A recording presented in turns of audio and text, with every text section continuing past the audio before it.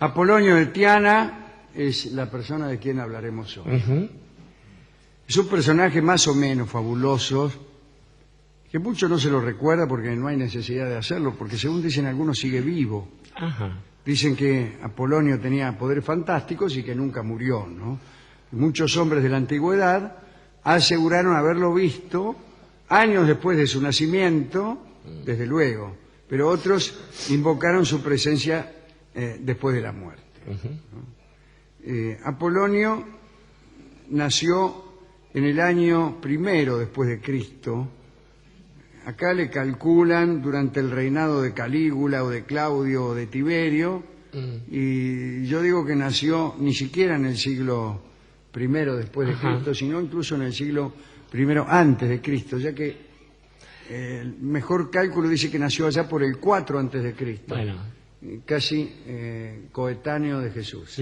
Incluso hay muchos que lo comparan con Jesús de un modo bastante absurdo, ¿no? Dicen que realizó milagros inexplicables desde la razón. Bueno, por algo son milagros. Cuando usted realiza, por ejemplo, una precipitación, entonces es explicable desde la razón, por lo cual no es un milagro. Claro, y usted tampoco tiene que ver, así Bien. El caso es que acá dice que es igual a Jesús porque hizo milagros, porque luchó contra los poderosos que oprimían al pueblo, curó enfermos y devolvió la vida a los muertos. También fue juzgado por un tribunal romano. Tampoco se sabe nada sobre su cadáver. Y también dice aquí que era un hombre que manejaba multitudes. Bueno, ahí se diferencia de Cristo. En principio no había muchas multitudes dando vueltas tampoco. Pero tampoco igual, era lo de las Cristo. que había no las manejaba. No las manejaba Cristo, las manejaba Éramos 12 apóstoles y nos corrían de todos lados. De todas partes, sí, no había fiesta, terminaba tranquila. Acá dice que nació en Tiana en el año 4 antes de Cristo, en la región de Capadocia turca, lo cual es un anacronismo. Sí, claro. Ya que los turcos en ese tiempo ni soñaban con existir. El nacimiento parece que es extraño. Su madre tuvo un sueño durante el cual quedó embarazada. Lo mismo le pasó a mi hermana. Se dice que fue discípulo de Pitágoras, que hacía 500 años se había muerto. Pero discípulo en la medida en que nosotros también podemos serlo, ¿no? Seguidor, fue un arduo alumno de Pitágoras. Era vegetariano, que es más o menos la misma cosa. Iba siempre descalzo. Ya se sabe que los vegetarianos van en patas a todos lados. Así les va. Fue atraído por el ascetismo, que es lo que hace cualquier vegetariano. Y durante 15 años no pronunció una sola palabra. Ni siquiera cuando trataban de darle carne.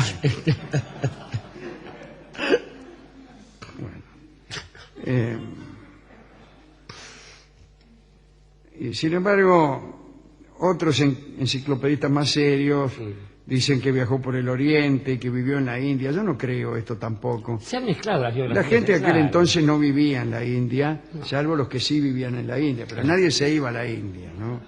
A lo sumo viajaban por Egipto y allí les enseñaban muchas cosas. Hay una de esas historias, esos relatos accesorios sobre la vida de Jesús, incluso entre aquellos que lo llaman Isa, que son los seguidores del Islam, que dicen que fue hasta la India, que ahí adquirió algunas cosas, algunas nociones y volvió. Parece que es una tradición decir que uno va hasta la India mitad de gusto. Llevaba mucho tiempo en esa época ir hasta la India, además. Sí, claro. Bueno, el que sí fue hasta la India fue Alejandro de Macedonia. Claro. Acá dice que los magos le enseñaron muchas cosas. Yo tampoco lo creo, porque yo no sé si usted se ha tomado el trabajo de leer las supuestas enseñanzas de los magos. Y son una colección interminable de metáforas y alegorías, y no empieza nunca una verdadera enseñanza, ¿no? Cuando yo digo que voy es que vengo, cuando digo que vengo es que voy, que no piense que aprende el que está aprendiendo algo, cuando creas que no aprendes es cuando más aprende, bueno, todo eso. Lo que pasa es que la metáfora quizá es buena como expresión poética, pero mala como órgano del pensamiento, ¿no? Cosa que algunos profesores, y especialmente políticos, no terminan de entender. O sea, la metáfora sirve para la expresión personal, pero no para el ejercicio de la razón. Imagínense que los teoremas se resolvieran con metáforas. Por ejemplo, la suma de los ángulos interiores de un triángulo es como una flecha luminosa en medio de la noche. Sí. Ya entendí, dijo el tipo, claro, nunca más. Sin embargo, si la metáfora es esto, quizás sí, algunas relaciones matemáticas se expresan así. Es decir, que el cuadrado, la suma del cuadrado de los catetos es como el cuadrado, Sí, sí. o que A es a B como Está bien, porque como está haciendo la B misma es a operación. C, Sí. esas relaciones son metafóricas si la metáfora es solamente una comparación. Claro. Yo creo que la metáfora requiere una comparación poética, una comparación que nos acerque intuitivamente a algo de lo que parece alejarnos. Y además la metáfora jamás requiere una identidad plena, porque en ese caso ya recurriría a otro mecanismo, justamente. Naturalmente. Pero está muy bien eso. Bien. O sea, no hay lo anterior cuando hay la metáfora. No, claro. De todos modos, vale aclarar que uno está hablando de magos, de conocimiento en el arte intelectual y no de gente que aparece y desaparece cosas, ¿no? Como Piedradita, que eso sí te pueden aprender, Enseñar cosas, claro. En el caso de Apolonio, parece que él sabía cómo convidar espíritus invisibles y que podían prestarle incluso servicios en algunas comisiones. El caso es que predicó una religión mística con reglas de meditación y ascetismo, escribió algunas obras, entre ellas una biografía de Pitágoras, en fin. Los enemigos de Apolonio lo pintaban como un hombre entregado a las prácticas mágicas. Bueno, eso era lo que hacía después de todo, ¿no? Apolonio fue divulgado en su acción, en su biografía, gracias a Filóstrato, que era un escritor griego del siglo III, al que no hay que seguir mucho, ¿no? Apolonio tenía una gran popularidad a causa de sus poderes. Imagínense un tipo que puede convocar a los espíritus y obligarlos a ser mandados. Es maravilloso. En general es popular. Sí. Su renombre no conocía límites y algunos dicen que estos poderes provenían del diablo. No creo. Esta cosa de meter al diablo en todas partes no era propia del siglo I. No, ciertamente. Además, no trabajaba tanto todavía. No, todavía no. Apenas si era un comparsa de segundo orden. Exactamente. Apolonio era heredero de una ilustre familia, descendiente de los fundadores de Tiana, y ya desde la infancia asombró a todo el mundo. Por ejemplo, se ocupaba de predecir quién iba a visitar su casa. Bueno, en el caso de mi casa es muy fácil, siempre vienen las mismas dos personas. Y a la misma hora. A la misma hora. Tocan el timbre y tocan el timbre distinto. Claro. Tocan el timbre, Maika. Y nadie más me viene a visitarse, una persona mal querida por todo el mundo y abandonada por la otra mitad del mundo. Parece que los padres lo consultaban a Apolonio para saber quién venía. Qué vivo, claro. Cosa que no era necesaria, bastaba con ir hasta la puerta. En realidad no acertaba casi nunca, me parece. Cuando llegó a la adolescencia, renunció a comer carne y a vestir la piel de los animales. Además hizo un voto de abstinencia y un voto de silencio que duró 5 años según un biógrafo y 15 según el otro. Bien. Durante esos 5 años no hablaba con nadie. La gente incluso lo provocaba, tentándolo a las contestaciones. Por ejemplo, diciéndole, ahí viene el doctor Alderete. Y él se mordía, resistía, transpiraba, pero aguantaba. Después dejó la fortuna que tenía a su hermano y vivió en una estricta y voluntaria pobreza. Tuvo seguidores, unos muchachos que lo consideraban un nuevo Pitágoras y algunos lo consideraban un nuevo dios. Un día su discípulo Menipo, así se llamaba, empezó a reírse a carcajadas porque se había enterado de que Nerón competiría en los Juegos Olímpicos. Apolonio habló y dijo lo siguiente: Nerón se quedará con la medalla. Eran los años en que hablaba. Mencionó en los Juegos Olímpicos y la adulación y el miedo recorrerán nuestro camino. Y se confirmó. Una mañana llegó un mensajero para afirmar que Nerón había salido vencedor 3 veces, una atrás de la otra, y había sido coronado en los Juegos. Por consiguiente, Nerón ordenó a todos los súbditos del imperio alegrarse. Claro, está muy bien. Eso es una orden. Es una orden maravillosa. Decreto Toda la de- gente se alegró inmediatamente, imagínense. Si usted no se alegraba, lo liquidaban. Claro. También ordenó festejar en las casas y ofrendar sacrificios a los dioses. Muy bien. La alegría era estrictamente vigilada por centuriones o soldados que se metían o espiaban las casas para ver si la gente estaba suficientemente alegre. Muy bien. Quien osara despreciar los triunfos del emperador era condenado al látigo. Durante la estancia de Apolonio en Éfeso, allí donde el templo de Artemis, esto fue bastante más adelante, ¿no? Porque el emperador ya era Domiciano, que era el último de los 12 Césares y también un tirano despreciable, ¿no? Que se había hecho nombrar Dios, que había asesinado a su cuñado, Flavio Clemente, y después, para completarla, asesinó a su propia hermana, Domitila. Un día Apolonio estaba dando un discurso a los habitantes de Éfeso y de pronto cambió el tono de su voz. Dijo, seguro la muchedumbre pensó, ¿vio? Cuando uno cambia el tono de voz, está hablando y dice, ¡ay! Dice, algún demonio se aprovechó de él, Bueno. porque sabían que este muchacho tenía trato con los demonios, ¿no? Demonios de los que usaba para, como hemos dicho, para Claro. mandarlos a la fiambrería. Esto es un peligro, ya les digo a los magos aficionados, ¿no? Tener 4 o 5 demonios para que hagan mandados. Peligroso porque un día el demonio se te rechifla, Sí, te sí, desconoce. sí. Hace lo que quiere. Chao, y te hace lo que queda quiere. mal, queda como el traste, claro. Bueno, Apolonio estaba ahí hablando y de golpe empezó a tartamudear. Su lenguaje se volvió incoherente. Sí. Momento mandados 4 demonios 5. Empezó a decir. En un momento dio 3 pasos hacia adelante y dijo, el tirano ha dejado de existir. Acaba de morir en ese instante, ¿no? Ajá, vale. Todos pensaban que Apolonio se había vuelto loco, pero no, bla, bla, bla. Al rato vinieron los enviados y Domiciano había muerto.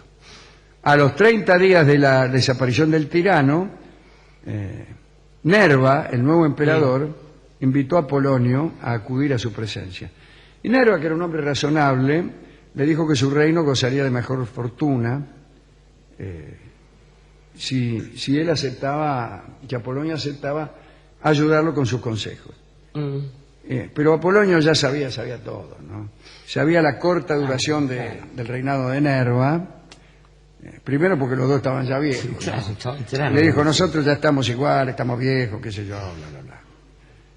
Nerva le dijo que estaba bien, pero que le diera algunos consejos. Bueno, Apolonio le dijo una larga lista de buenos consejos para gobernar bien, pero Nerva no los pudo llevar a cabo porque se murió enseguida. ¿No ves? Sí. Muy poco después, Apolonio desapareció. Nadie lo vio morir, nadie vio su cuerpo, pero no lo vieron más. Según algunos, murió. Murió en Éfeso, atendido por 2 sirvientes, pero otros afirman que desapareció al penetrar en el templo de Atenea y tras la desaparición los discípulos empezaron a pensar que tal vez no había muerto y que andaba por ahí haciendo predicciones y aconsejando a los príncipes. Algunos aseguran que mucho después se manifestó en reuniones de filósofos. Y así, ese fervor que había despertado Apolonio continuó en Grecia muchos años, compitió con el cristianismo y él mismo se inscribió en esa pequeña legión de personas que no se han muerto, como Saint-Germain, Sí, Flamel, claro. qué sé yo, todos esos tipos. Asverus, el judío judío errante. errante, hay muchos, ¿no? El mismo Gilgamesh, pobre, que anda dando vueltas por ahí. Sí, uno de los que se declaraba seguidor de Apolonio fue Aleister Crowley, ¿no? El hombre más malo El del hombre mundo. más malo del El mundo, ¿no? fundador de la Golden Dawn. Sí.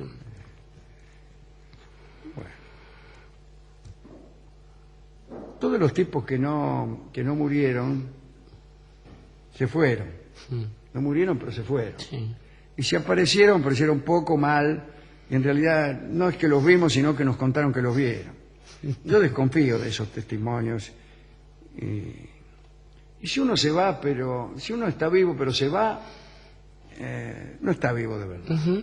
Irse es morirse. Totalmente. De ahí viene además esta especie de horror que se le presentaba a nuestros amigos los griegos con el exilio. No solamente a nuestros amigos los griegos, basta con alejarse un poco de la patria y ver que aquellos que han partido y se han quedado afuera están innegablemente vivos, respiran, comen, duermen, qué sé yo, pero de algún modo no están. Y estaba pensando, Alejandro... Claro, yo pienso en las novias. Sí. Y las novias que se han ido se han muerto. Sí, claro, se han muerto de una manera muy... Pero sí. no porque uno las haya matado, No, ni no. que esté enojado. No llegamos a hacerlo. Que se han pero- muerto, han desaparecido, no producen consecuencias sus hechos. Y además uno ya no hace cosas para ellas tampoco. Ya con no lo hace cual, cosas para ellas. Eso es... Y de algún modo también uno ha decretado esa muerte Sí, por razones, de salud. diría yo, de salud, ¿no? Claro, Sí, tiene razón. o de tedio, que también es posible. Pero digamos que las buenas noticias sobre la eternidad en realidad siempre tienen un lado Sí, flaco. tanto usted como yo creo que tenemos muertas a las personas que hemos querido más. Sí, y eso es Eso se aplica a nuestros padres eso no es una broma, sí, y sí, a claro. alguna de nuestras Y novias. algunos sí, para qué digamos. Y siempre en momentos diferentes. Pero digo, cuando no tienen un lado flaco estas ideas, ese lado flaco es una trampa. Por ejemplo, la reencarnación. No, todo muy bien, así que te transformas en otro. Ahora, no tenés memoria. Si no tenés memoria, ¿para qué ¿Para quieres qué ser te eterno? sirve, loco? Claro, es lo mismo, digo. A lo mejor yo estoy aquí hablando con usted y ando a saber quién fui antes. Claro. Y bueno, hay gente no que va a sé para quién laburo. hay gente que va a hacer unos mangos con eso, pero de ahí a la continuidad de la vida. O después, ¿cómo se vuelve? Pregunta que se hacían mucho los escolásticos también. A ver, suponiendo que uno vuelva a la vida, ¿vuelve igual que cuando el auto le pasó por encima? No quiero volver así. Es feo. O vuelve con los muchos años que le llevó morirse, o yo quiero volver a los 27, por ejemplo, Hay que 27 y arreglar un medio. poco. ponele. Yo creo que eso hay que arreglar, se puede arreglar. Eso se puede Si arreglar. usted sí. tiene una cuña, Sí, sí. O sea, lo ¿qué puede te cuesta? arreglar. Mire, aquí me hicieron volver a la vida, pero justo después que me pisó un auto que andame... Bueno, mire, ¿qué le parece? 31. compro. Compro y acepto un poco más. La otra cuestión es si la muerte es un lugar. En general es un lugar al que no conviene ir y menos aún es posible salir de ahí. Nuestro amigo Alighieri, por ejemplo, las cosas que uno pasa allá adentro, claramente no le permiten salir nunca. No. A Ugolino, a cualquiera de ellos. Y en general uno no tiene la suerte ni de Paolo ni de Francesca de estar junto con la persona que ama. No, está con cualquier... Y eso En el es infierno raro. te toca cualquier... Esto- Eso es Eso algo es que lo no me peor. imagino, pero es verdad. Yo tengo tanta mala suerte que seguro voy a llegar al infierno. Es lo Me mismo fui que con el dice. tipo del asiento de al lado. Es lo mismo que en el que es avión. un gil, que ya me lo tuve que aguantar acá también. A mí me tocan esas personas o monjas en los vuelos, las trayectorias aéreas. Digo, bueno, y el otro asunto Las también, minas que a mí me gustaban seguro que están con ojos. que por malvado. Eso es también. el infierno. Eso es el infierno. Eso es el infierno y no hace falta morirse. Y después lo de los ayudantes. Yo estaba pensando, una forma de resolver lo de la eternidad es dotarlo a uno de ayudantes. Digamos que la Iglesia o algunas versiones del cristianismo han elegido a estas personas que vienen como el nombre actual, el nombre de Dios, los santos en general, ¿no? Claro. Y entonces sí es más sencillo porque uno no tiene que ver a la divinidad, etcétera. Claro, Pero viene el tipo te dice, escuchame. sí, mirá, acá yo te voy a resolver esto. En cualquier caso, yo creo que, dada la experiencia que hemos acumulado en esta charla, cuando uno ve que hay alguien que está alardeando con estas cosas, o que yo, hay que advertirlo. La última de todas las advertencias y la mejor es, tú que puedes, vuélvete. Claro, sí, si uno está ahí del otro lado y puede volver. Pero hermano, vení pronto, claro. Tú que puedes, vuélvete. Sí, ya está. ¿Qué haces allí? Así que vamos a escuchar esta canción, que es una reflexión acerca de la imposibilidad del regreso. Regreso. Muy bien. Y la escucharemos, una canción de Atahualpa Yupanqui, que cantará Suma Paz.